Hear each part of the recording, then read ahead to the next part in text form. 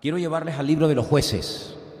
Me gustaría que, yo no sé, ¿por qué parte de la Biblia vais ya? Las que están siguiendo el plan en Crónicas. Entonces ya Jueces lo habéis leído. Yo creo que aún no habéis llegado todas a Crónicas, me parece. Estáis en Samuel. Bueno, si ya estáis con el plan de cada día de lectura bíblica por Samuel, Jueces ya lo habéis leído. ¿Sí? Bueno. El libro de los Jueces es un libro muy interesante porque es la transición, el período que hay desde la muerte de Josué hasta que se establece la monarquía con el primer rey de Israel, que fue Saúl, como vimos ya hace unas semanas atrás. Entonces hay un período entre la muerte de Josué y los ancianos que lideraban el pueblo junto con él, hasta el primer rey de Israel, de 400 años. Es decir, que usted tiene una joya en su mano. Usted tiene ahí, en el libro de los Jueces, casi 400 años de historia. Es un libro extraordinario. Sabemos que cuando Moisés murió, él no entró en la tierra prometida. ¿Os acordáis, verdad? Quiso entrar, pero el Señor le dijo, no vais a entrar. No vas a entrar a la tierra prometida.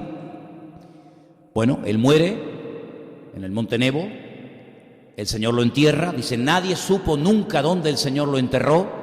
Yo creo que el Señor lo protegió, porque si no hoy en día sería objeto de culto y de adoración. No se pueden ustedes imaginar las visitas que reciben las tumbas, por ejemplo, de David, del profeta Samuel y de otros grandes rabinos de la historia. Imagínense Moisés. Bueno, al final hubieran terminado, yo creo que adorándolo, fíjate lo que te digo.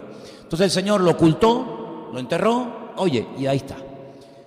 Pero gracias al Señor que hubo un Josué, ¿vale? Un muchacho, un hombre que estuvo 40 años aprendiendo, sometido bajo el liderazgo de Moisés, y el Señor le dice, ahora que mi siervo Moisés ha muerto, esfuérzate y sé valiente, porque entregaré la tierra prometida a todos ustedes.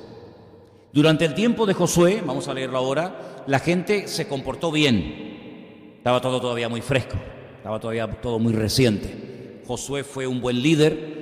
Es cuando empiezan a conquistar la tierra prometida. Cada tribu tenía que ir al sector que le había correspondido en suerte para pelear, para sacar a los enemigos que allí habitaban y tomar posesión de su tierra. Entonces, durante el tiempo de Josué, bien, digamos que el pueblo se comportó, no hizo cosas raras, pero al final de sus días, él dice aquella famosa frase que todos conocemos, yo no sé lo que ustedes harán, pero yo en mi casa serviremos al Señor. Ya Josué se lo olía. Ya Josué se temía que con la desaparición de él, que no tuvo un sucesor, qué pena, ¿no? Se quedó ahí, se creó como un vacío, dice, ¿y ahora? Dice que la gente comenzó a hacer lo que querían y comenzaron a adorar los dioses de Canaán. Y ahí empezó la ruina de este pueblo. Cuando no adoraban a Baal, adoraban a Quemos, cuando no adoraban a Quemos, adoraban a Milcón, a Astarot, y bueno, fue un desastre. ¿Qué ocurría? Los enemigos, cuando el pueblo de Israel estaba mal, espiritualmente hablando, atacaban, les robaban las cosechas, los mataban, los presionaban, le hacían la vida imposible. El pueblo se veía con la soga al cuello, clamaba al Señor en un momento de angustia, y como dice el Salmo 118, desde la angustia invoqué al Eterno, y Él me respondió. El Señor levantaba a un hombre, llamado un juez, un libertador, iba a la guerra, obtenía la victoria, y durante el tiempo que vivía el juez, todo, entre comillas, volvía a la normalidad. Terminaba la vida del juez, moría, y volvían otra vez a lo mismo. Y así durante 400 años. Oye, es increíble, ¿eh? Es increíble. El primero fue Otoniel, el primer juez que se menciona en el libro de Jueces es Otoniel, que era hermano de Caleb. ¿Se acuerdan Caleb? Uno de los supervivientes de la peregrinación por el desierto junto con Josué, aquel que dijo, los comeremos como al pan y yo quiero aquel monte, y recibió Hebrón como heredad. Bueno, el hermano de Caleb, fue el primer juez, se llamó Otoniel. Y el último, algunos consideran que fue Samuel, ¿vale? Vamos a leer en el capítulo 2, unos versículos, arrancando desde el versículo 1. Repito, Jueces capítulo 2, a partir del versículo 1 estaremos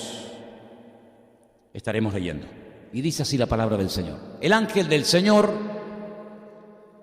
subió de Gilgal a Boquim y dijo: yo os saqué de Egipto y os introduje en la tierra de la cual había jurado a vuestros padres, diciendo: no invalidaré jamás mi pacto con vosotros, con tal que vosotros no hagáis pacto con los moradores de esta tierra, cuyos altares habéis de derribar, mas vosotros no habéis atendido a mi voz. ¿Por qué habéis hecho esto? Versículo 3. Por tanto, yo también digo: no los echaré de delante de vosotros, sino que serán azotes para vuestros costados, y sus dioses os serán tropezadero. Cuando el ángel del Señor habló estas palabras a todos los hijos de Israel, el pueblo alzó su voz y lloró. Y llamaron el nombre de aquel lugar Boquim, y ofrecieron allí sacrificios al Señor. Porque ya Josué había despedido al pueblo, y los hijos de Israel se habían ido cada uno a su heredad para poseerla. Y el pueblo había servido al Señor todo el tiempo de Josué, y todo el tiempo de los ancianos que sobrevivieron a Josué, los cuales habían visto todas las grandes obras que él había hecho por Israel. Pero murió Josué, hijo de Nun, siervo del Señor, siendo de 110 años, y lo sepultaron en su heredad en Timnat-Sera, en el monte de Efraín, al norte del monte de Gaás. Y toda aquella generación fue reunida a sus padres. Y se levantó después de ellos otra generación que no conocía al Señor ni la obra que él había hecho por Israel. Después los hijos de Israel hicieron lo malo ante los ojos del Señor y sirvieron a los Baales. Dejaron al Señor, al Dios de sus padres, que los había sacado de la tierra de Egipto, y se fueron tras otros dioses, los dioses de los pueblos que estaban en sus alrededores, a los cuales adoraron y provocaron la ira del Señor. Y dejaron al Señor y adoraron a Baal y a Astarot. Y se encendió contra Israel el furor de Dios, el cual los entregó en manos de los robadores que los despojaron, y los vendió en manos de sus enemigos de alrededor, y no pudieron ya hacer frente a sus enemigos. Por donde quiera que salían, la mano del Señor estaba contra ellos para mal, como el Señor había dicho y como el Señor se lo había jurado, y tuvieron gran aflicción.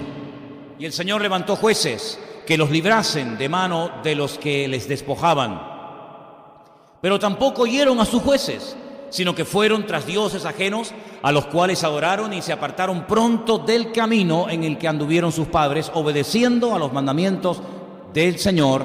Ellos no hicieron así. Verso 18. Cuando el Señor les levantaba jueces, el Señor estaba con el juez y los libraba de mano de los enemigos todo el tiempo de aquel juez, porque el Señor era movido a misericordia por sus gemidos a causa de los que los oprimían y afligían. Mas acontecía, ¿veis?, que al morir el juez, ellos volvían atrás y se corrompían más que sus padres, siguiendo a dioses ajenos para servirles e inclinándose delante de ellos, y no se apartaban de sus obras ni de su obstinado camino. Y la ira del Señor se encendió contra Israel y dijo: por cuanto este pueblo traspasa mi pacto que ordené a sus padres y no obedece a su voz, tampoco yo volveré más a arrojar de delante de ellos a ninguna de las naciones que dejó Josué cuando murió, para probar con ellas a Israel si procurarían o no seguir el camino del Señor, andando en él como lo siguieron sus padres. Y terminamos con este versículo que dice: por esto dejó el Señor aquellas naciones sin arrojarlas de una vez, y no las entregó en manos de Josué. Oye, la cantidad de bendiciones que se puede perder una persona por no hacer caso a la voz de Dios,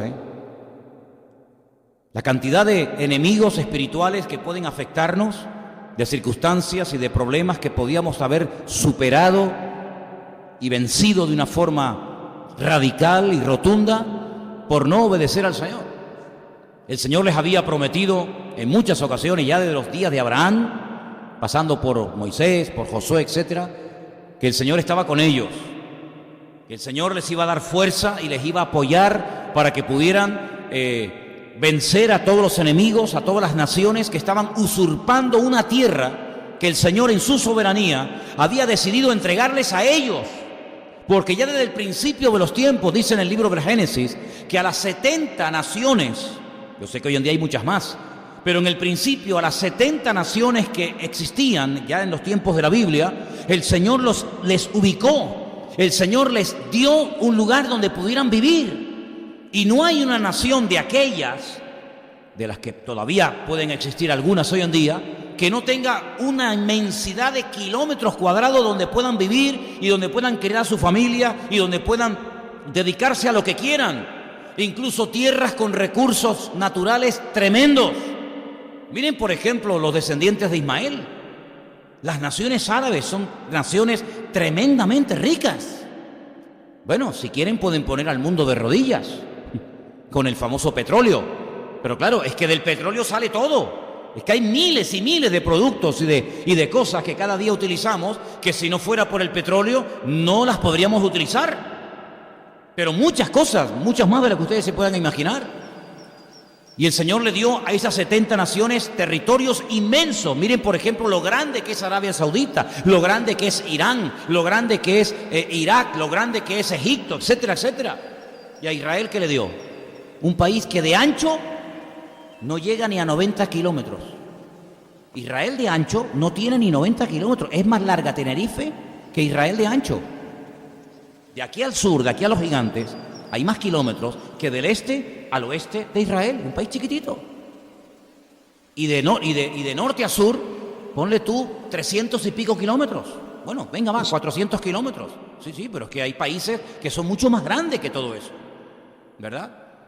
Y el Señor les dijo, si ustedes me obedecen, yo esa tierra se la he dado a ustedes y otras más que con el tiempo tendrían que haber conquistado, que no lo hicieron y ocurrirá en el futuro.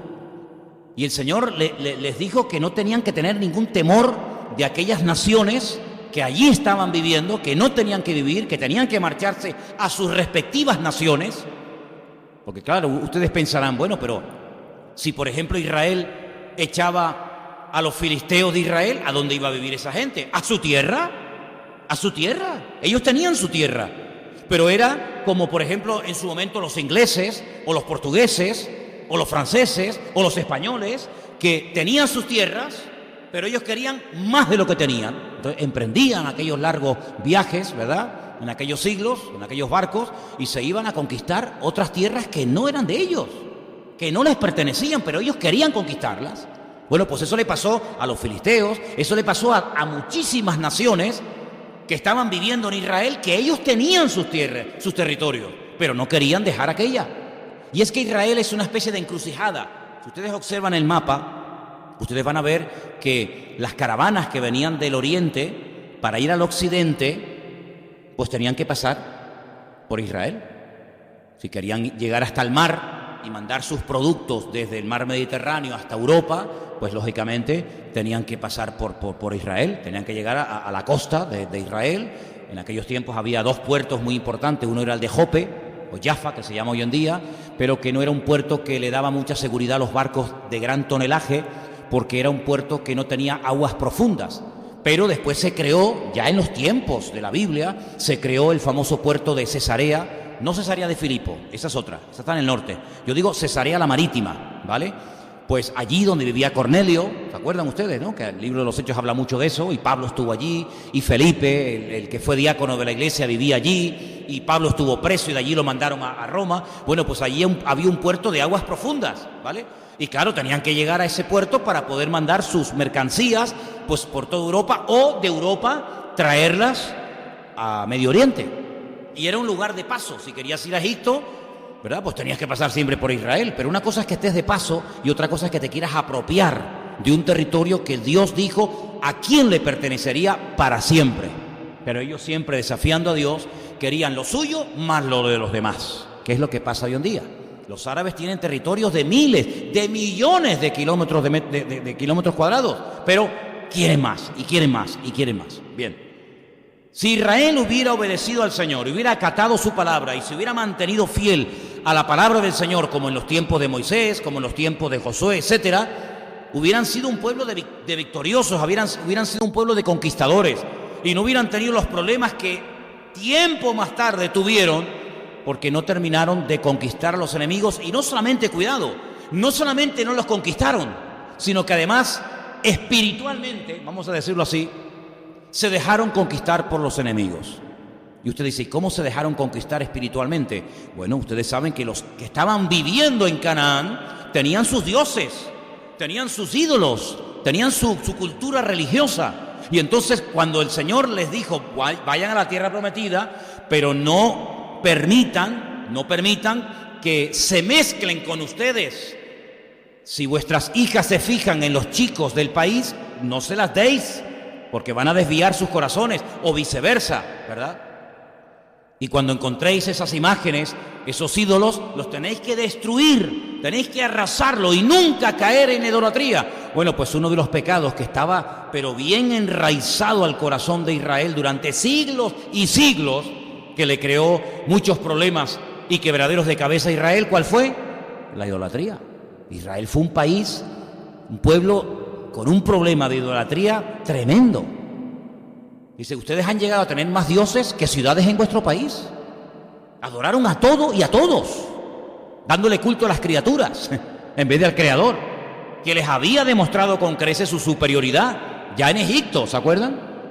En Egipto, antes de salir de la esclavitud, cuando Moisés llega, él está casi un año aproximadamente, y detrás de una plaga y otra plaga y otra plaga y otra plaga, el Señor está desmantelando todos los dioses que supuestamente tenían que proteger a Egipto. Había un dios que protegía las aguas del Nilo. Nada, un inútil, porque las aguas del Nilo se contaminaron. Luego ese dios no servía para nada. Había otros dioses que eran los encargados de proteger el ganado.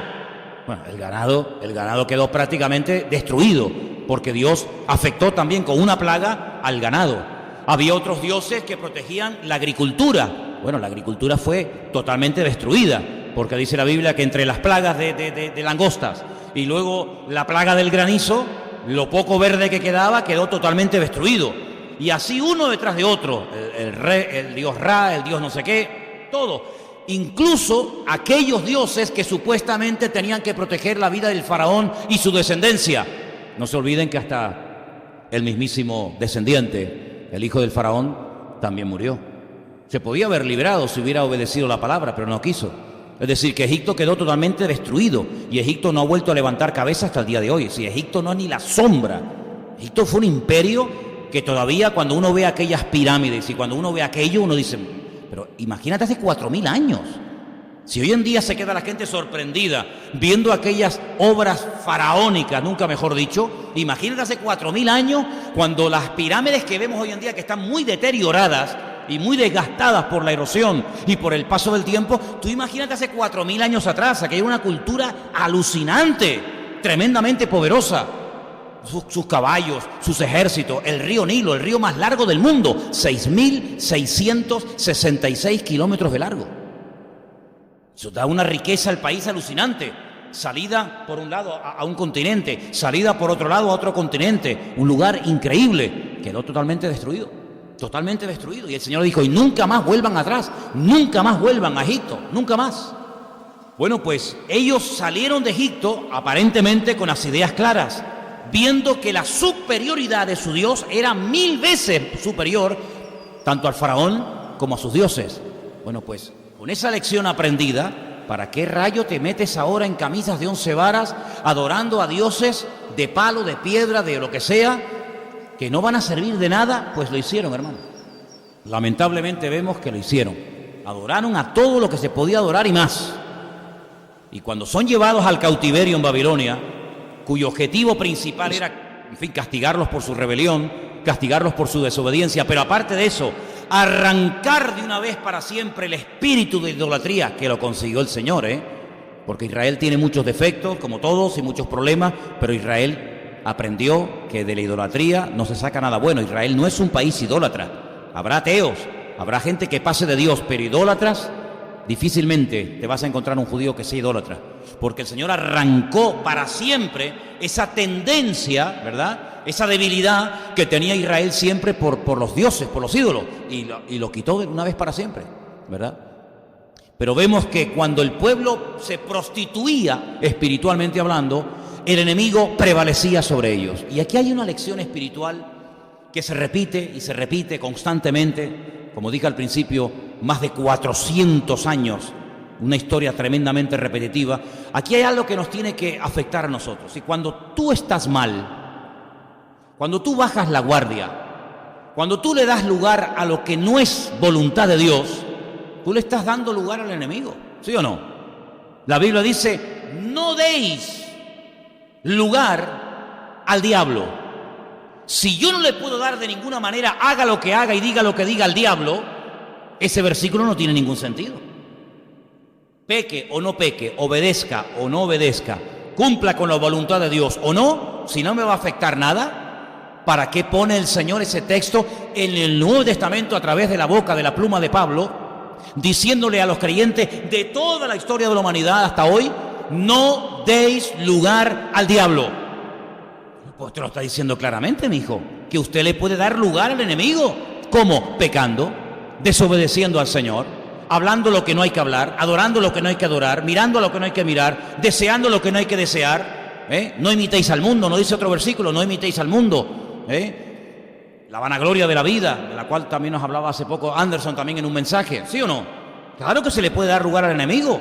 No le decía, no le advertía clarísimamente el Señor a las iglesias del Apocalipsis, o se arrepienten o quitaré tu candelero de tu lugar. ¿Y cómo escaparemos? Decía el autor de los Hebreos, si descuidamos una salvación tan grande. Dice, cuidar vuestra salvación con temor y temblor, no sea que nos deslicemos, porque ya a toda una nación le pasó.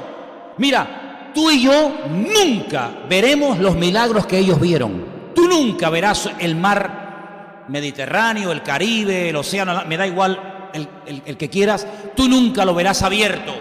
Y nunca tú y yo pasaremos por el medio de un mar para ir, por ejemplo, a la península, ¿no? ¿Te imaginas? Adiós las navieras, adiós los vuelos, cojo mi coche, me meto, me voy a la península. Cuando llegue, Señor, cierra las aguas, ¡pum!, se acabó. Nunca veremos eso. Ellos lo vieron. Tú nunca saldrás por la mañana al campo y recogerás toda la comida que te hace falta para ese día. Nunca.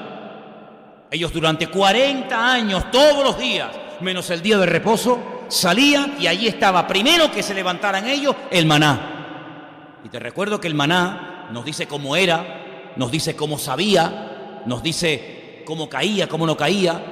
Pero hay algunos expertos que dicen que incluso era una comida tan perfecta que podían haber vivido toda la vida solamente comiendo maná, sin necesidad de comer carne, ni pescado, ni nada. El maná era la comida perfecta, era el trigo del cielo y sabía a lo que ellos querían que supiera.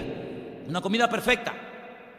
Ellos comieron 40 años del maná. Tú y yo nunca vamos a ver una roca brotando de su interior agua, porque, dicho sea de paso, tampoco hace falta que veamos esos milagros hoy en día, porque el Señor ha provisto otras formas y otras maneras de obtener pan, de obtener comida, de obtener agua, lo que sea, ¿verdad? Ellos vieron milagros que tú y yo, te digo, nunca veremos. Pero a pesar de haber visto la gloria de Dios, pecaron y bajaron la guardia. Y el otro día, en este retiro que hemos tenido recientemente en Galicia, yo les dije, hay unos versículos en el Nuevo Testamento, concretamente en la carta a los Hebreos, uno está en el capítulo 3 y otro en el capítulo 4, que dice, y no entraron al reposo, es decir, no entraron a la tierra prometida, aquellos que murieron en la época de Moisés, por incredulidad y por desobediencia. Y en ese ejemplo se basa el autor de esa carta, quien haya sido, para decir, cuidadito, porque si aquellos que vieron tanto la gloria del Señor y aquellos que oyeron mi voz audible, porque el único pueblo que ha oído la voz audible de Dios, todo el pueblo fue el pueblo de Israel, ¿vale?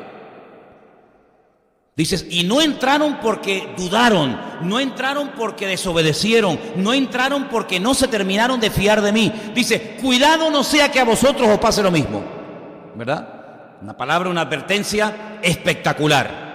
Y por ahí también otro versículo que ustedes saben también, que dice, y el que piensa estar firme, tú ya sabes cómo termina, ¿sí o no? ¿Te das cuenta? Por lo tanto, cuando uno va al libro de los Jueces, uno se encuentra que, oye, cuando pasa algo negativo en tu vida, en tu familia, en tu matrimonio, en donde sea, Tú tienes que pararte y preguntarle al Señor, Señor, ¿hay algo detrás de este problema? ¿Hay alguna lección que tengo que aprender? Porque yo no sé si ustedes recuerdan lo que yo digo desde aquí o no, pero yo hace poco dije que detrás de problemas, detrás de circunstancias, detrás de dificultades y de cosas adversas, hay un mensaje oculto. Y es como si vas por la carretera y te vas encontrando diferentes paquetes, con su papel de regalo, con su lacito, ¿verdad? Y bueno, no te conformes solamente con el lacito. Yo sé que hay gente que colecciona, yo lo sé porque en mi familia había tías o primas o lo que sea, que guardaban el lacito, ¿no? Y el papel de regalo yo hago ra, y eso, no, despacito, ay, mijo, despacito, llevo un año esperando por esto como para que sea despacito, ¿eh? Y guardaban el papel y no sé qué, no sé cuánto. No, yo no quiero el papel, yo no quiero el lacito, yo quiero el interior. Y en la vida cristiana te vas a encontrar con muchos paquetes que van a tener un mensaje oculto. Detrás de ese problema, detrás de esa dificultad, no hay una injusticia. ¿Me habéis oído? Detrás de un problema, sea de la índole que sea, no lo veas como una injusticia. ¿Por qué, Señor? No, cuidado, no, cambia, porque si no cambia vas a estar toda la vida igual, ¿eh? Y te vas a pegar 40 años en tu relación con el Señor, siempre, ¿por qué, Señor? Porque me da la gana, punto. Ay, perdón, Señor, ya está. ¿Y por qué me pruebas? Porque yo te quiero probar. ¿O es que Dios te tiene a ti que pedir permiso para probarte? Dios te tiene que pedir permiso a ti para ponerte en una situación un tanto difícil, en una situación que te pone un poco... ¿Te tiene que pedir permiso el Señor? ¿Tiene que consultar el Señor con alguien? Leed el libro de Job, dice, ¿quién le da consejos al Señor? Le decía el Señor a Job, ¿quién me instruye a mí? ¿Quién me asesora a mí?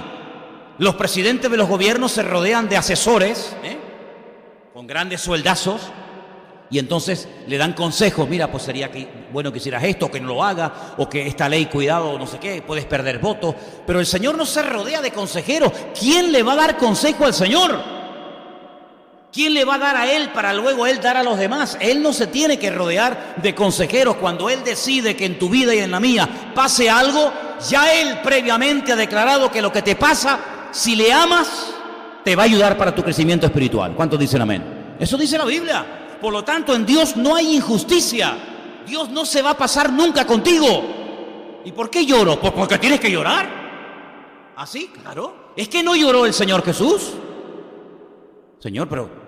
Claro, dice, y por lo que padeció, ¿aprendió? ¿A qué? La obediencia. Es que la obediencia no viene en el paquete. La obediencia hay que aprenderla. Y los que somos padres, o los que hemos sido padres y madres, sabéis perfectamente que el niño generalmente nace con la tendencia a desobedecer. No digo que es algo muy evidente en todos, pero hay muchos niños que son, perdonen la expresión, muy cabezones, muy tercos, ¿sí o no? Digo, en otros lugares, a lo mejor aquí entre nosotros estamos en otro nivel espiritual, nuestros hijos no. Nuestros hijos dicen, ven, sí papá, dime, no corra más, sí papá, no corro más, no te preocupes. No juegues, sí papá, no te preocupes. Y el niño está ahí así quietito, ya. Por lo que padeció, aprendió la obediencia. Entonces, Señor, ¿por qué ahora tengo esta situación? Pues porque el Señor quiere que la tengas. ¿O hay alguna queja? ¿Ponemos en la puerta de la iglesia un buzón de quejas? Quejas. Señor, quiero decirte que aquel día, cuando me dijo aquel hermano aquello, me parece que no estaba bien, Me parece que esto era para aquel que le venía bien, o aquella que no me saludó, o aquel que no... Hazme el favor, hombre, vamos a madurar, Vamos ya a espabilar, Vamos a espabilar, vamos a madurar. Todo lo que pasa en nuestra vida, si le amamos y estamos en obediencia y alineados con el Señor, es para nuestro bien y para nuestro crecimiento espiritual. ¿Cuántos dicen amén? Me decía... se me quedó. Araceli. Oye, cuidado, me vino. Me decía Araceli, no te puedes imaginar lo que yo he aprendido en todo este tiempo, 4 trasplantes de córnea, meses sin poder congregarse, con temor de perder totalmente la visión, y aún falta otra operación. ¿Y qué pasa? ¿Que Dios se ha pasado con ella? ¿Que la tiene tomada con ella? Como yo le decía, no, es que yo me suspendo porque el profesor la tiene tomada conmigo. Ya. Siempre la tienen tomada contigo. Nunca es con el otro, siempre es contigo. No, hay un trato. Y Dios sabe cómo tratar a Araceli, como sabía cómo tratar a Josué, y a Moisés, y a David, y a José en Egipto, ¿sí o no? Uno dice, pero Señor, si era un niño bueno, ¿para qué tienes que probarlo tan duro? Oye, ¿a quién le gustaría que tus hermanos te vendieran y te llevaran a otro país donde no sabes hablar el idioma, donde no vas a ir a comer y a beber bien, vas a ir de esclavo? Oye, pero el Señor ¿lo permitió o no lo permitió? Por supuesto que lo permitió. ¿Cómo no va a permitir el Señor cuando dice que el Señor siempre estuvo en todo momento y en toda circunstancia con José? Dice, pero el Señor estaba con José. Y cuando lo meten en la cárcel por un delito que no ha cometido, porque claro, si tú metes la pata, ¿verdad? Tú dices, te para la Guardia Civil. Buenas tardes. Carnet de conducir y papeles del coche. Le voy a poner una multa. ¿A mí? ¿Por qué? Porque iba a 100 de aquí al sur. No, pero es que incluso puedo ir más. Puedo ir a 120. No, pero me da la gana de multarlo. Multado 500 euros, 3 puntos, le quitamos el carnet. Eso es una injusticia, ¿sí o no? Eso es una injusticia.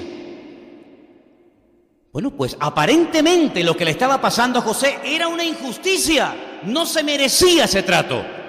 Pero ¿quién permitió todo eso? ¿Quién permitió que sus propios hermanos decidieran matarlo? Que luego el Señor lo salvó, pero realmente lo que querían era matarlo. ¿Quién permitió que el Señor, que lo llevaran a Egipto y lo vendieran, que lo metieran en una mazmorra con peligro de perder la vida? El Señor lo permitió. Entonces, cuando hacemos las cosas bien y ocurren cosas que no entendemos, ¡gloria a Dios! Esa es la garantía de que el Señor está invirtiendo de su tiempo en mi vida. Pero en este caso es al revés. En este caso los enemigos están prevaleciendo, las cosechas son robadas, la gente muere y pierde la vida porque están haciendo las cosas mal. Entonces tú tienes que pararte y decir, bueno, lo que me está pasando, primera pregunta que te tienes que hacer, ¿estoy bien con el Señor? ¿Estoy en obediencia? Sí. ¿No estás llevando una doble vida? No. ¿Estás viviendo en orden y en santidad con el Señor? Sí. ¿Te está pasando algo que no entiendes? Sí. Ese es el Señor que te está probando. Así de claro.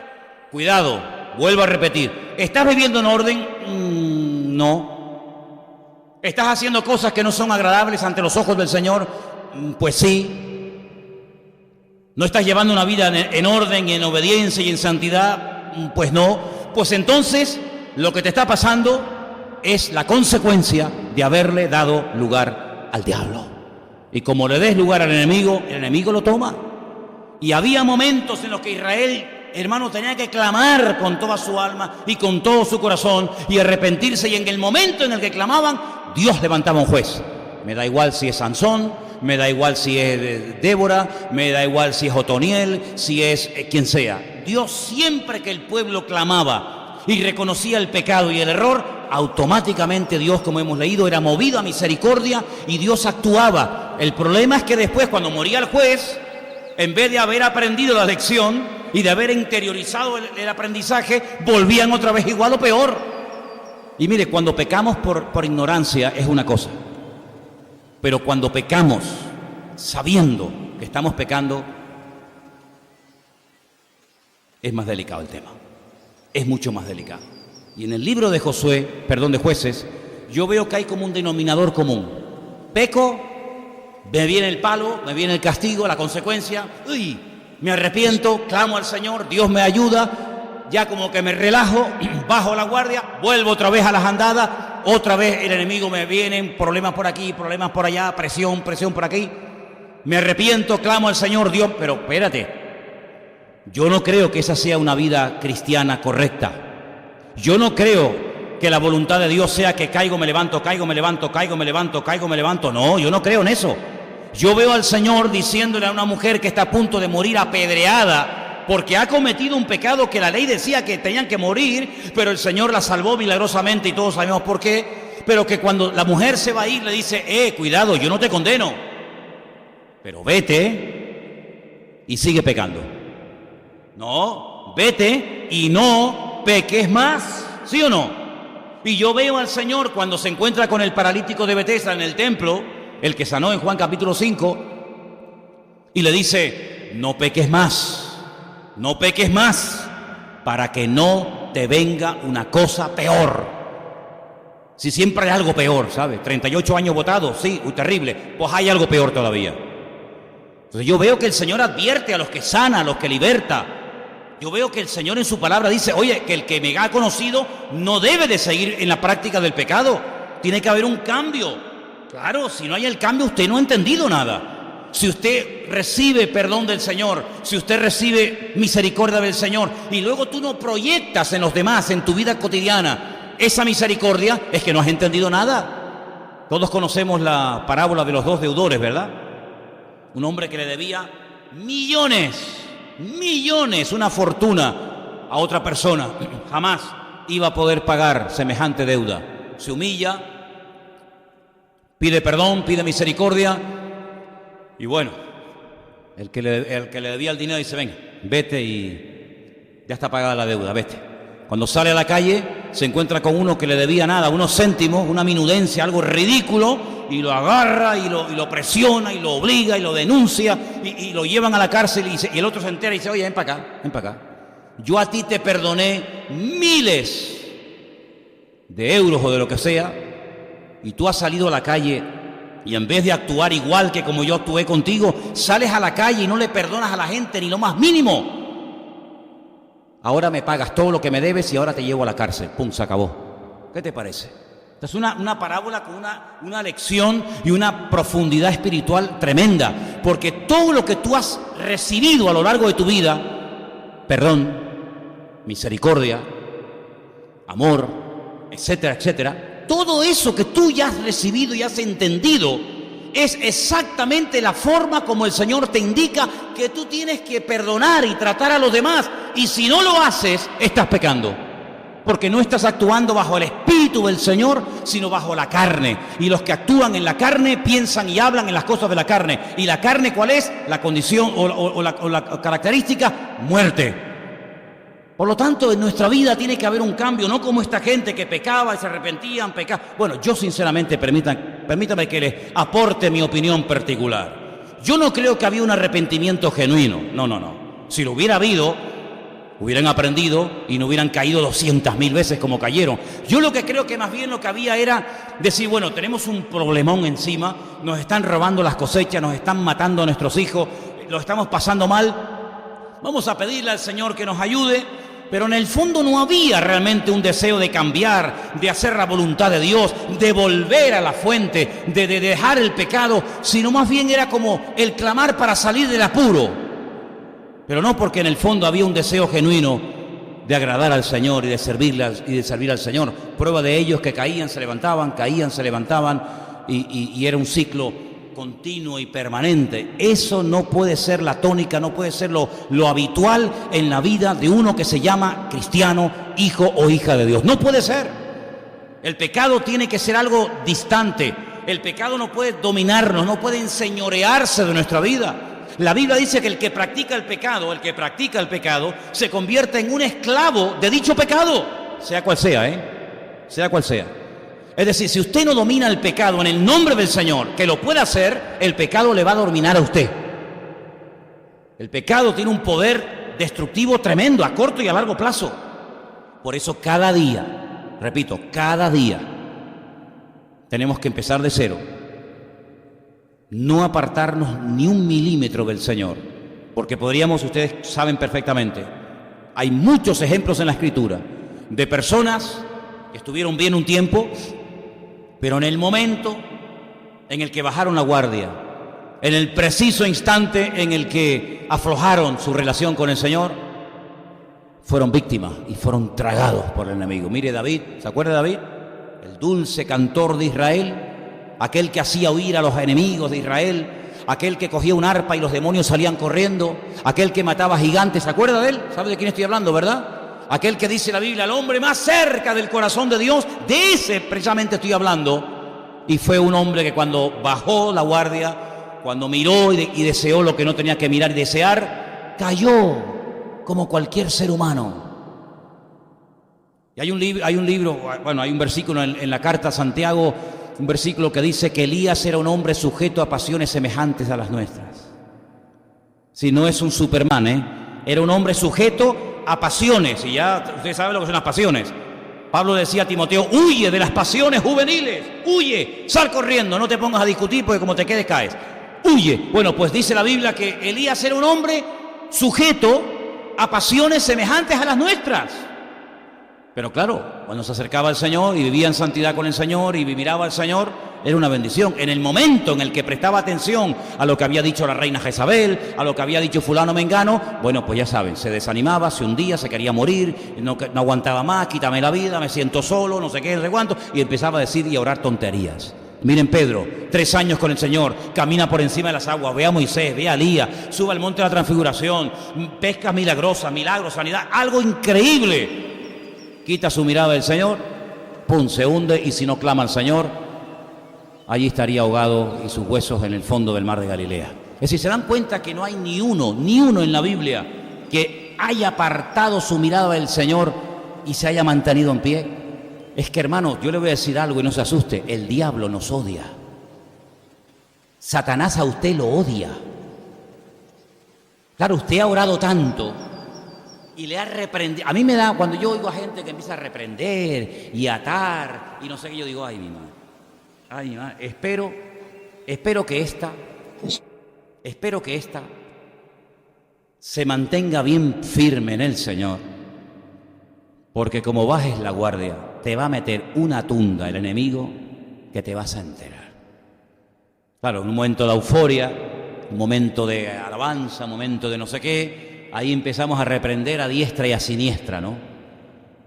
Pero la vida es muy larga y el diablo sabe esperar, y el diablo está ahí agazapado como león rugiente, tranquilito. El león es capaz de estar horas y horas esperando que pase una presa. Horas, yo digo, sí, horas. Pero el enemigo igual. Claro, dice, hoy hay culto, hoy está fuerte, hoy está animadito, hoy está pletórico. Espérate mañana, espérate la semana que viene, cuando baje la guardia, ¿te das cuenta? Entonces es muy importante vivir cada día cerca del Señor. Y quiero terminar diciendo algo.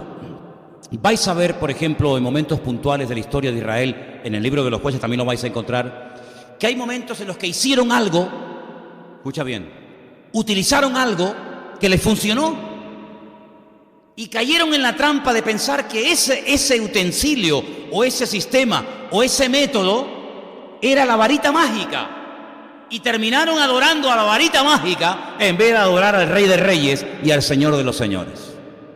Por ejemplo, hay un momento en el que el pueblo peca en el desierto y empiezan a morir como moscas, miles y miles de los que habían hablado mal y murmurando y quejando, empiezan a salir de la arena. Curioso, estaban allí pero no salían. En el momento en que arriba empiezan a decir tonterías y a quejarse y a murmurar, empiezan a salir de debajo de la arena miles de serpientes venenosas. Curioso, ¿no? Empiezan a picar a medio pueblo. 14.000 cayeron muertos. Salen corriendo a Moisés y le piden que ore por ellos.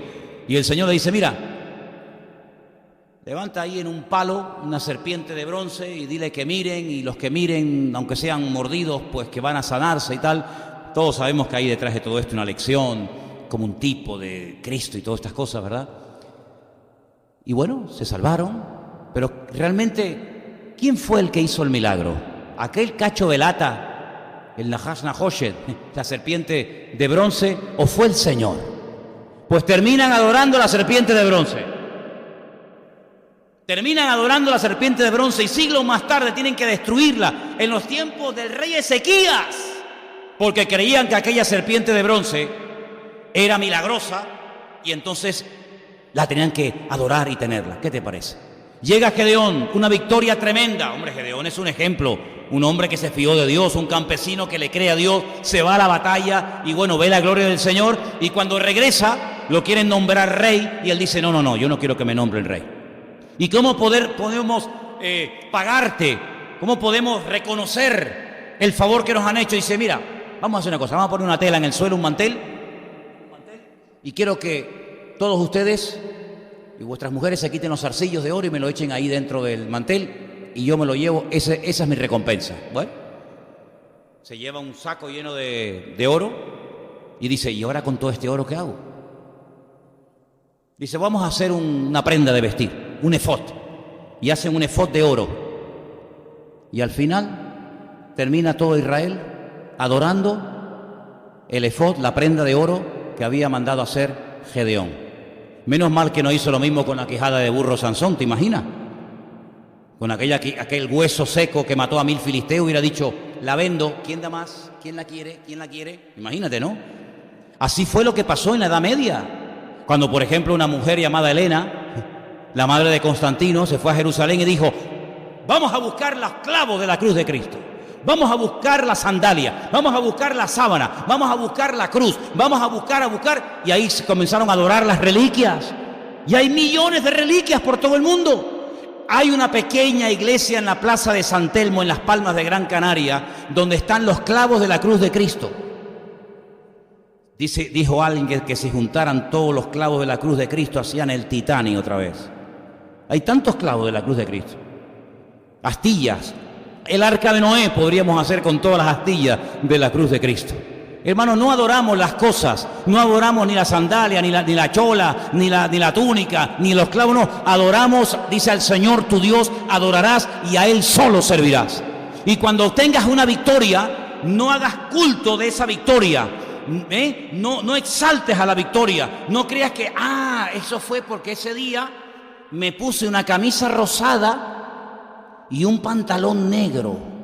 Entonces la próxima vez que tenga un problema, me voy a poner la misma blusa y el mismo pantalón, oro las mismas palabras y en la misma forma y en la misma posición, y Dios me va a responder, no, que no es la posición, no es el color de la blusa, es el Señor el que te da la victoria, y si no te la da el Señor, no te la da nadie.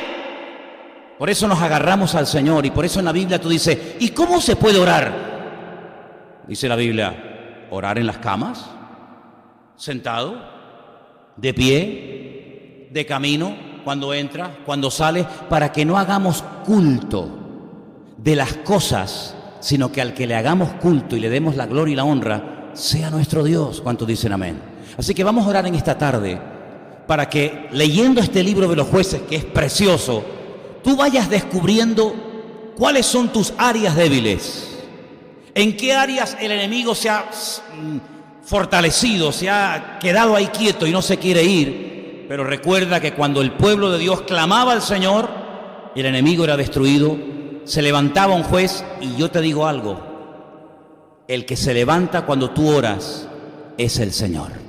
Él es tu verdadero libertador, Él es el que te liberta de tus enemigos, no un hombre, no un juez, no un pastor, no un evangelista, un apóstol.